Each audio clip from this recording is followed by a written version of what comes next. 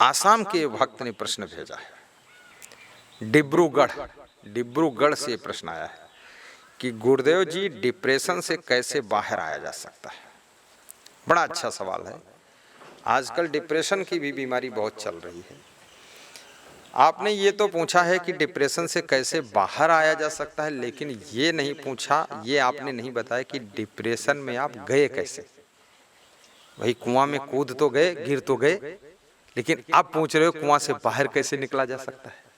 तो पहली बात तो कुआं में कूदे क्यों, और पहली बात कूदे तो कैसे कूदे, तो कूदे तो किस जरूरत से कूदे, तो डिप्रेशन में गए क्यों, डिप्रेशन में गए क्यों। डिप्रेशन में डिप्रेशन का अर्थ होता है निराश हो जाना, हताश हो जाना, गुम हो जाना, बिल्कुल बुद्धू बनकर बैठे रहना, लार टपकाते रहना, कुछ ना बोलना, मुंह फुलाए रहना, सोते रहना, भोजन खाने भी जाना नहीं जाना है, हंसना भी नहीं है, कोई इस बात भी नहीं करना है। ये डिप्रेशन तुम्हारी बेईमानी है। जब भूख लगती है खाना खा लेते हो, नींद लगती है सो लेते हो, टट्टी लगती है तो लैट्रीन चले जाते हो, सुबह उठकर मंजन ब्रश कर लेते हो, खाली काम करने में डिप्रेशन हो गया तुमको। डिप्रेशन नहीं है, तुम हो क्रोधी आदमी, क्रोधी हो और मूर्ख पक्के हो, घर वालों को परेशान करते हो खाम खाम। अब तुमने कोई गलती किया होगा तो घर के लोगों ने तुमको डांटा होगा, और डांटा होगा अब डिप्रेशन की नाटक बनाकर उनको सबको हैरान कर रहे हो। जो आदमी तुम्हारे घर में डिप्रेशन में रहे, तो पहली बात उसको भोजन को मत पूछो, उसको व्यवस्था मत दो कुछ, 3 दिन में उसका डिप्रेशन सब सही आ जाएगा। अब ये डिप्रेशन में रह करके नाटक बना बना करके आपकी जिंदगी तो खराब हो ही रही है, घर के लोग अशांति में जी रहे हैं। इसलिए कृपया डिप्रेशन छोड़िए, सहन शक्ति बढ़ाइए। घर वालों ने डांटा है तो बुराई छोड़ दीजिए और मेहनत करके काम कीजिए, अपना सुधार कीजिए और उन्नति कीजिए, और गम खाना सीखो। किसी ने डांट दिया मुंह फुला कर बैठो।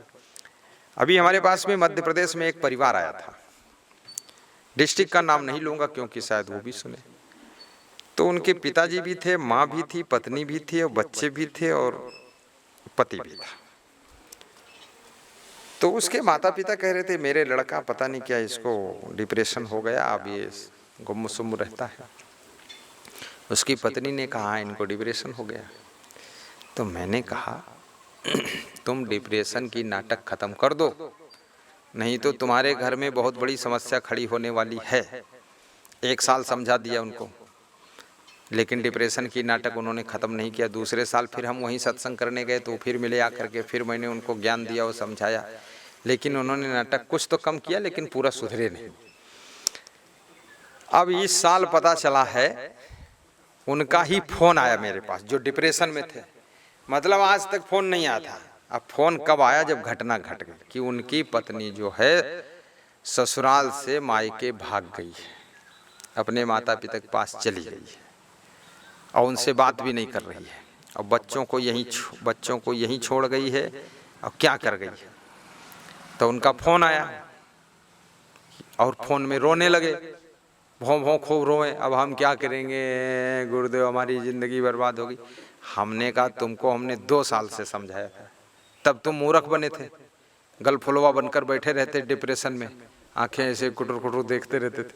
लेकिन अब ये तुमको कहाँ से ज्ञान हो गया कि पत्नी जो है भागकर मायके चली गई है। अब क्यों रो रहे हो, अब फोन मुझे क्यों कर रहे हो। अब तुम्हारी बुद्धि सुधर गई, तब बुद्धि कहाँ गई थी तुम्हारी। तुम्हारे डिप्रेशन ऑपरेशन कुछ नहीं था, तुम नौटंकी कर रहे थे फालतू, और जब पत्नी चली गई तुम्हारी नौटंकी सारी सुधर गई। तो वही मुझसे कह रहे थे अब मैं बिल्कुल ठीक हो जाऊंगा बिना दवा खाए। अब तक दवा खाए तब भी ठीक नहीं हुए, अब खुद कह रहे हम ठीक हो जाऊंगा। तो ठीक हो जाऊंगा मतलब तुम एक नाटक ही तो कर रहे थे। अब ये नाटक तुम्हारी खत्म हुई जब पत्नी चली गई। तो खूब रोए धोए। उसके बाद उनके बाप का फोन आया 1 घंटे बाद कि बेटे का फोन आया था गुरुदेव। हमने कहा आया था। बोले क्या बोला। हमने कहा रो रहा था। बोले तो कुछ कर दो गुरुदेव, उसकी पत्नी चली गई, आ जाए। तो हमने कहा पत्नी का फोन आए तो हम कुछ कर दें। तो पत्नी का फोन आया नहीं। पत्नी ने भी सोचा गुरुजी को फोन करोगे फिर समझाएंगे, वहीं जाओ और क्या कहेंगे, तो फोन करो ही मत। अब इसका डिप्रेशन हम ही मिटाएंगे। पत्नी मिटा देगी उनका डिप्रेशन, दिमाग सब सही हो गया है, अब काम भी करने लगे हैं और दौड़ने लगे हैं और खीसे काटने लगे, हंसने लगे, नहीं मुंह इठ। पान तमाकू खाते थे, पुड़िया खाते थे, उतनी बुद्धि थी उनके पास, और काम नहीं करते थे, मुंह फैलाते रहते थे, इधर उधर बैठे गुमसुम। अब दिमाग सब दुरुस्त हो गया। तो ये नाटकबाजी मत करो, इससे तुम्हारी घर गृहस्थी भी चौपट हो जाएगी, जिंदगी चौपट हो जाएगी, परिवार सब चौपट हो जाएगा, और लोग तुमको छोड़ देंगे, अकेले पड़ जाओगे, खूब बात को दुखी होगे, तब डिस्टर्ब होगे, तब दिमाग आ जाएगा कि हमको सुधरना चाहिए। तो डिप्रेशन नाम की कोई बीमारी नहीं है, ये फालतू लोग नाटक करते हैं। ये डिप्रेशन के आड़ में उनके अंदर क्रोध भरा हुआ है, किसी ने कुछ कहा है तो सह नहीं पाए, तो गुस्सा में भरे बैठे हैं चुप्पे गुमसुम, और कुछ नहीं है डिप्रेशन। तो ये क्रोध मत कीजिए, सुधार कीजिए, और डिप्रेशन से बाहर, तुम क्या डिप्रेशन के अंदर गए ही नहीं हो? डिप्रेशन कुछ होता ही नहीं, जो अंदर तुम चले गए हो तो कहे तो उससे बाहर कैसे आवे? हंसो, और ये डिप्रेशन में टाइम बर्बाद मत करो, और काम करो, और जो गलती है उसे स्वीकार करो, सुधार करो, सारा डिप्रेशन खत्म, प्रेशन खत्म, इम्प्रेशन शुरू हो जाएगा, और उन्नति हो जाएगी, सुखी रहोगे, सम्मान भी बढ़ेगा। नहीं तो गांव के लोग भी हंसते हैं कि लार टपकाता घूमता है एक लड़का, तो इनका पागल होगा, बुद्धू बना बैठा है। जिनको जलन थी पहले से, उनको अवसर मिल गया ताली बजाने का, तो ये मूर्खता, बस तुम क्यों उनको अवसर दे रहे हो? अच्छे तरीके से काम करिए, उन्नति करिए, और इतना कमाइए कि पूरे गांव को एक एक रजाई बांट दीजिए ठंडी में, पूरे गांव को एक एक गद्दा बांट दीजिए, गांव को एक एक पंखा बांट दीजिए। और तुम्हारा तो मामला यह है कि तुम्हारे पास जो पंखा रहे वह टूट पड़ा, का बनवा पैसा नहीं, हालत ये खराब कर दिया तुमने। तो डिप्रेशन, गुस्सा, क्रोध, इसको मिटा करके सरल स्वभाव बनाइए, हंस करके, प्रसन्न होकर के काम कीजिए। बहुत बहुत धन्यवाद, शुभकामनाएं।